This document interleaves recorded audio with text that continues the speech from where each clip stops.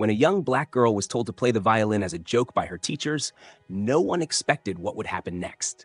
What began as mockery turned into a moment of awe and silence. This emotional and powerful tale is a reminder to never underestimate someone based on appearance or assumptions. Watch the full story unfold and discover how talent and determination can silence even the harshest critics. Don't forget to like, share, and subscribe for more inspiring stories that spark curiosity and challenge expectations. In the quiet halls of Crest Hill Middle School, nestled in a small, windswept town few people could find on a map, there walked a girl whose silence was her armor. Her name was Amara Wynn, 12 years old, soft-spoken and mostly invisible to her classmates and even some of her teachers. Every morning, Amara would slip through the front gates with her long black case cradled close to her chest. It was old and worn, the leather straps fraying at the edges, but inside it held the one thing that truly made her feel alive, her violin. To most, Amara was just that quiet girl with the instrument. No one really asked about her, and she rarely offered more than a nod or quiet hi in return. It wasn't that she disliked people, she just knew that most didn't take the time to listen. Not really. Her violin was different. It listened. It was a cold October morning, the kind that made the old windows of Crest Hill Middle School fog up with every breath. The air inside the gymnasium was thick with the scent of floor polish and the faint musk of hundreds of damp jackets hung along the bleachers. Students filed in with sleepy eyes and slouched shoulders, bracing themselves for another routine assembly that would likely be forgotten by lunch. Then, with all the subtlety of a thunderclap, Mr. Daltrey stormed the stage. "All right, everybody, eyes up front," he boomed, his voice full of misplaced energy for 8:15 a.m. His sneakers squeaked as he paced the stage like a late-night talk show host, arms spread wide. "Big news today. Something fun. Something spectacular." A few students perked up, if only out of curiosity. Most just sighed, waiting for the speech to end. "We're bringing back the Crest Hill Talent Show." There was a scattered ripple of applause, mostly from the teachers along the gym walls, clapping more out of habit than excitement. A couple of students clapped half-heartedly, while others groaned or muttered under their breath. Mr. Daltrey, undeterred, pulled a crumpled sign-up sheet from his hoodie pocket and waved it around like a golden ticket. "Think you can sing? Dance? Tell jokes? Maybe even juggle a flaming sword or two?" He chuckled at his own joke before continuing.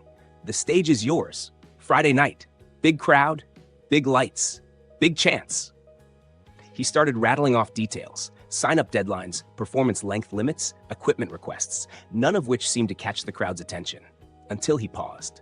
His eyes scanned the bleachers, narrowing as if looking for someone in particular. Then he saw her. Amara Wynn sat at the far end of the fourth row, tucked quietly between a kid drawing in a sketchbook and another staring at the floor. Her violin case, long and worn with time, rested beside her legs like an old friend. She wasn't smiling, wasn't frowning, just listening, her gaze steady, her hands folded in her lap. Mr. Daltrey's grin widened into something more performative. Well, he said into the microphone, drawing out the words. "Amara Wynn, you've been bringing that violin to school since... what? Kindergarten?" A few heads turned her way. She stiffened slightly. He leaned closer to the mic, lowering his voice like a stage whisper. "Hey, how about it, Amara? Gonna give us a little concert with that fiddle of yours? Come on, show us what you got." Laughter broke out, light but biting. It wasn't cruel, not openly, but it carried the tone of a joke at someone else's expense. Someone who never spoke up. Someone safe to tease. From the teacher row, Miss Trent, her math teacher, chimed in, laughing along. "Maybe she'll surprise us," she said with a playful shrug. The attention on Amara burned like sunlight through glass. She could feel their eyes pressing into her skin. For a moment, it seemed like she'd do what they all expected. Look down, stay quiet, pretend she hadn't heard. But then something shifted. Amara raised her head. She didn't speak loudly, but her voice carried in the sudden hush that followed the laughter. "I'll sign up," she said clearly. It wasn't a shout. It wasn't a challenge. It was a statement, a quiet promise.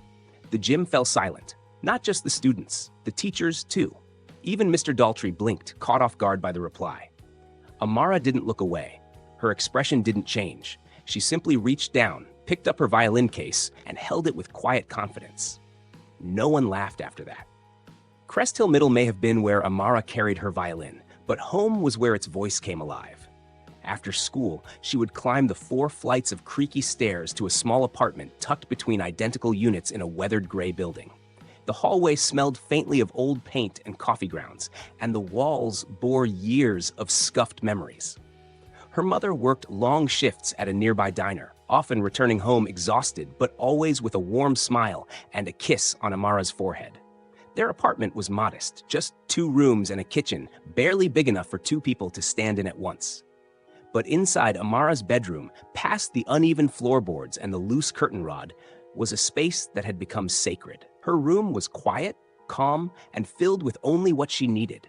A narrow bed pushed against the wall, a small desk littered with sheet music and school books, and most importantly, a shelf lined with framed photographs of her grandfather, Elias Wynne. The photos showed him at different stages of life, bowing on stage in a crisp tuxedo, smiling with his violin tucked under his chin, and once holding a much younger Amara on his lap, placing her tiny fingers gently over the strings of his instrument. Elias Wynne had once toured across the country, filling concert halls with music that made audiences hold their breath. He wasn't famous by the world's standards, but in Amara's world, he was a legend. A man whose hands had once flown across strings like birds in motion, until age and illness had made those same hands tremble too much to hold a bow. But even when he couldn't play anymore, Elias had kept teaching. It was Elias who taught her that music wasn't just about hitting the right notes. "You don't play the violin," he would say, gently adjusting her grip. "You feel it. You listen to what your heart is saying, and you let the violin be your voice." Those lessons had been her sanctuary. The afternoons they spent together, sitting on the old green couch by the window, were her most cherished memories. Even after he passed, one quiet night the year before, Amara continued to hear his voice when she practiced. Not in a mystical way, but in the way that lessons from those we love never really leave us. His wisdom lived on in every string she plucked, in every bow she drew across the wood. In the weeks leading up to the talent show, Amara practiced every single evening, sometimes for hours.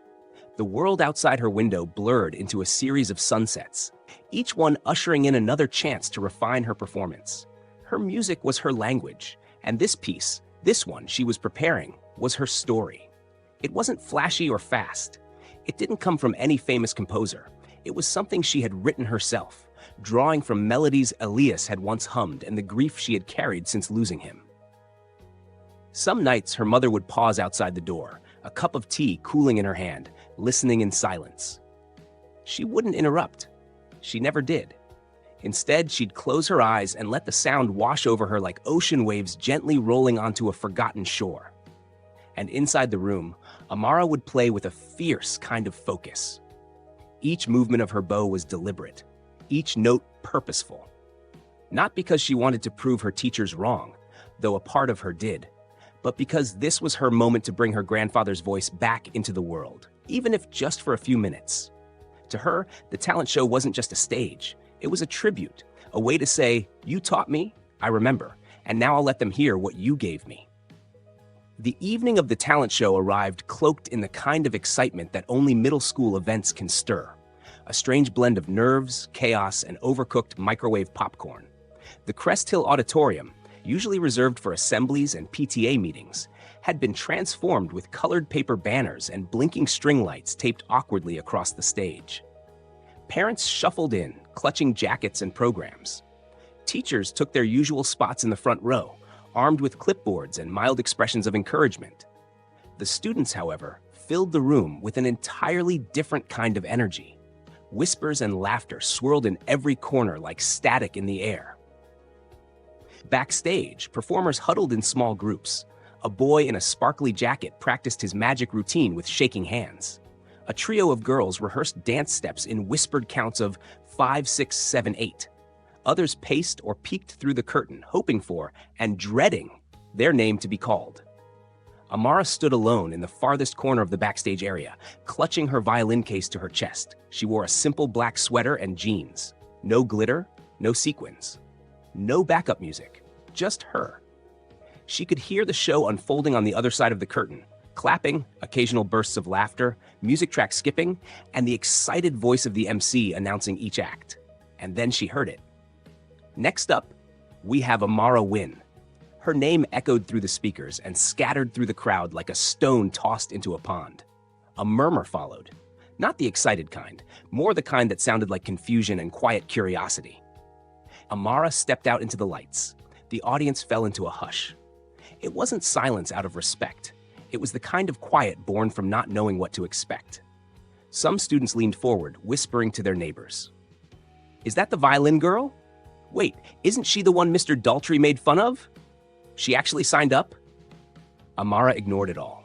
She walked to the center of the stage, her violin in one hand, her bow in the other. She adjusted the shoulder rest, took a breath, and closed her eyes.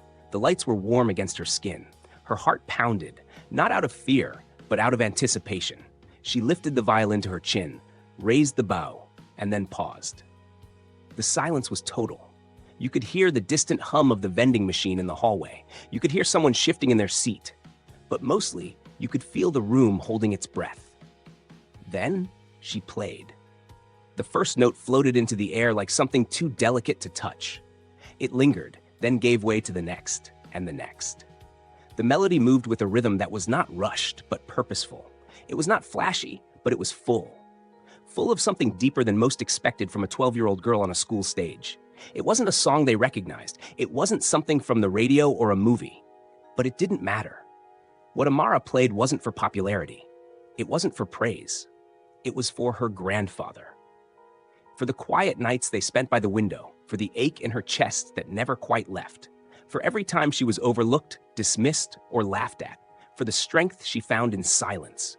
Her bow danced with quiet fury, her fingers glided with grace and fire. The melody swelled and dipped like waves rising in memory and falling in sorrow. Her eyes remained closed, but her face told every part of the story: loss, love, longing. The crowd sat frozen. Not a phone camera was lifted, not a whisper was shared. When the final note faded, it didn't end with a flourish. It simply stopped, like an emotion too large to keep going. And then stillness. The silence that followed was heavier than applause. It was a silence of stunned recognition, of people processing something they didn't expect, something real. Then slowly, a single pair of hands began to clap, then another, then more. The applause grew, tentative at first, then stronger, until it erupted into a standing ovation.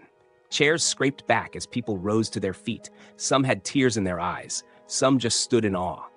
Even Mr. Daltrey, once so full of jokes, was on his feet, his expression unreadable but no longer smug. And Amara? She stood quietly, lowering her violin with grace, giving the smallest bow. No smile, no dramatics, just her and the moment she had created, one that none of them would forget. In the days that followed the talent show, the school didn't suddenly crown Amara a star. There were no parades of compliments, no viral videos, and no dramatic shift in the social hierarchy of Crest Hill Middle School. Life, on the surface, returned to normal. But underneath the everyday buzz of lockers slamming and pencils scratching across notebooks, something subtle had shifted. For the first time, students who had never bothered to learn her name now nodded at her in the halls. It wasn't forced or dramatic, just small, simple acknowledgments. But for Amara, they meant more than words. Miss Trent, the math teacher who once joined in the teasing, approached Amara after class one afternoon. She lingered awkwardly by the doorway before asking, "So, who's your favorite composer? Classical or modern?" Amara, surprised but composed, answered softly, "Schumann, and also Ludovico Einaudi." Miss Trent smiled. "You'll have to bring in some of your music sometime. Maybe we can feature you in the school newsletter." Then there was Mr. Daltrey. One morning, he caught up to Amara outside the gym. His usual booming energy was noticeably toned down, and a tinge of red colored his cheeks. "Listen," he began, rubbing the back of his neck. "I was out of line. What I said at the assembly. I didn't think, but I was wrong. You were incredible." He paused, then added, "We've been thinking of starting a music club. If you're interested, I'd like your help running it." Amara looked up at him. For a moment, the memory of the laughter echoed in her mind, but she didn't let it linger. She simply gave a small nod and said, "Okay." She didn't seek revenge. She didn't gloat. She didn't throw anyone's words back at them. Her strength wasn't in proving others wrong, but in staying true to herself. What mattered most wasn't the applause or recognition. It was that the people who once saw only silence in her now saw something more. They saw someone who had a voice. Not everyone changed, of course. Some students still whispered. A few still chuckled when they saw her with her violin case slung over her shoulder. Old habits die hard. But those whispers didn't sting the way they once had. Because now, Amara walked through the halls not just as the quiet girl with the violin, but as someone who had taken the stage and let the world hear her heart. She had played from the place inside her where words had never quite reached. She had shared her grief, her love, her memories. And she had done it not for applause, but for truth. Her violin had become more than an instrument. It had become her voice. The bridge between her inner world and the people who had never bothered to ask what it looked like. And in that one night, on that small school stage, the world, at least her corner of it, had finally listened. Because sometimes it doesn't take a crowd to make a difference. Sometimes all it takes is one brave note to change the tune of an entire room. If this story moved you, inspired you, or reminded you of the power that lives in quiet voices, don't forget to like, share, and subscribe. There are more stories just like Amara's, stories of courage, resilience, and finding your voice when the world isn't ready to listen. Subscribe now and join us on the journey. Your next inspiring tale is just one click away.